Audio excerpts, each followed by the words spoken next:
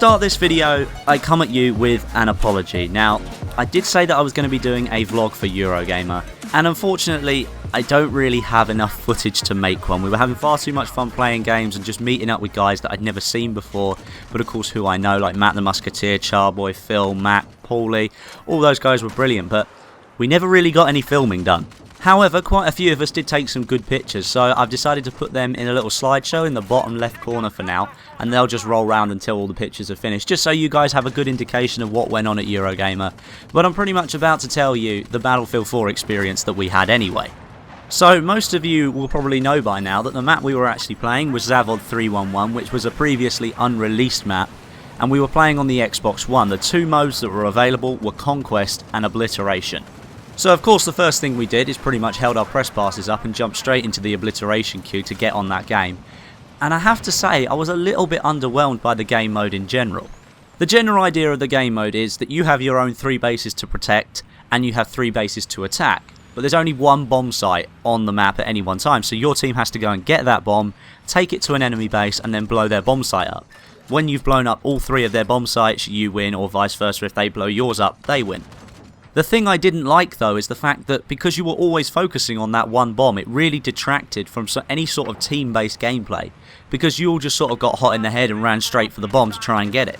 And that meant that you missed out half the map as well, because you were just simply running to one point or driving to one point in a helicopter, whatever. You weren't really paying attention to what was going on around you, you just simply had tunnel vision for that bomb. And I suppose that leads me onto the map in general really, and it is a really good map. I really enjoy playing on it, especially in Conquest mode, which I'll get onto in a second.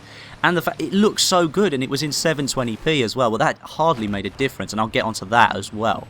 But the map reminded me of Pipeline from Call of Duty 4. I don't know if you've ever played that game, but the smooth 60 FPS sort of led me back to that as well with the Xbox One, playing COD 4 in 60 FPS. That was a really good time.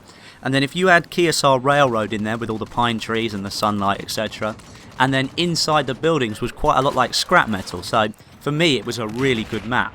In terms of combat for this map, you're probably looking at infantry combat, which is obviously a given with any map in Battlefield. You've got air combat in the form of helicopters. There weren't any jets available to play in this map. Having said that, it wasn't the biggest map in the world. But yeah, there's definitely some helicopter combat. I saw scout helicopters and transport helicopters. Not sure about the attack helicopter though. There were some ground vehicles that you could utilise. Of course, there were MBTs, LAVs, etc. There was also the new MRAP, which is the giant, massive sort of Humvee replacement for the US forces. I have to say the game didn't sound finished because I did honk the horn and it had a really high-pitched horn. And considering the size of the vehicle, I expected something a lot deeper. So it's obvious that the game for that map at least still isn't quite finished, but obviously they're going to be tweaking it during the beta anyway. So I'm kind of thinking we're nearly there now. But I think the main focus of this map is definitely infantry combat, because running for the bomb, it's kind of sort of a ground thing. You've got to be able to sort of stay stealthy, because of course once you pick the bomb up, you're visible on the minimap for the entirety of the time of you holding that bomb. I'm not sure if you can drop it, I didn't really test that, but apparently they were going to add the ability in for you to drop the bomb, which would have been quite cool. But you need to move quickly and you need to try and move as stealthily as possible, because you are on that minimap at all times.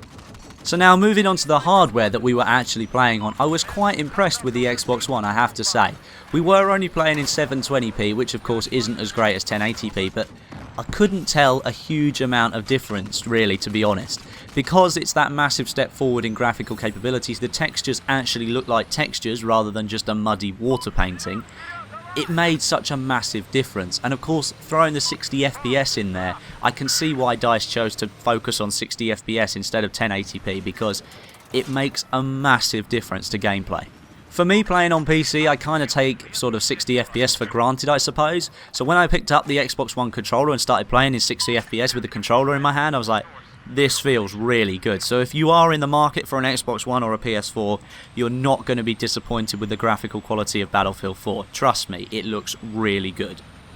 One more thing I did just want to highlight, I didn't really talk about Conquest very much. The map isn't massive, but it's just about the right size. You're never more than about 150, 175 metres from a flag. It's a 5-flag Conquest layout. So it felt really sort of a true Battlefield map, and of course you've got helis in there, you've got ground vehicles, infantry combat, you've got the Levolution, which is one of the factory towers actually smashing down. It's actually got a 3-minute timer on it, and you can turn that on and then it blows itself up, so after the 3 minutes you can actually sort of topple it. And I think we were told that you could actually stop the timer as well, which meant if you wanted to stop the Levolution, you could do that. So for me, playing Battlefield 4 on the next generation consoles, we'll just assume that the Xbox One sort of works for both sides, whereas because with the PS4 you're going to expect similar results anyway. For me, it was a really good experience, and anybody who's sort of looking to go for a next generation console, do it, because it's on par with PC now with 60 FPS.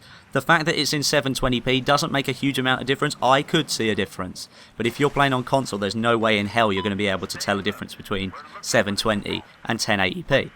The gameplay felt really smooth. I have to say the in-game voice chat was crystal clear on the Xbox One. It was like having a Skype conversation with the 5 people that were standing next to me. Of course, we had the Pixel Enemy crew, me, Matt the Musketeer, Mac the Gun, Phil, Paulie, Charboy and Azzy were there as well, and we were all playing in a massive line.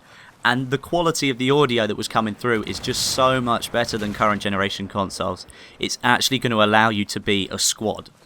So all in all, it was a great experience, and it looks as if my last video, New Beginnings, is actually going to become true, because all of the different consoles and platforms it's actually on, except current generation consoles, because we just know that's not going to be very good. But if you've got an Xbox One, PS4 or PC, I can see the argument of being a PC elitist die away for Battlefield 4 at least, because the graphical capabilities on every single platform is much closer than it's ever been before, and the difference is still noticeable. But if you're just an average gamer, it doesn't make any difference to you. So for the Battlefield community at least, I can see Battlefield 4 being an amazing game, and everybody will enjoy it.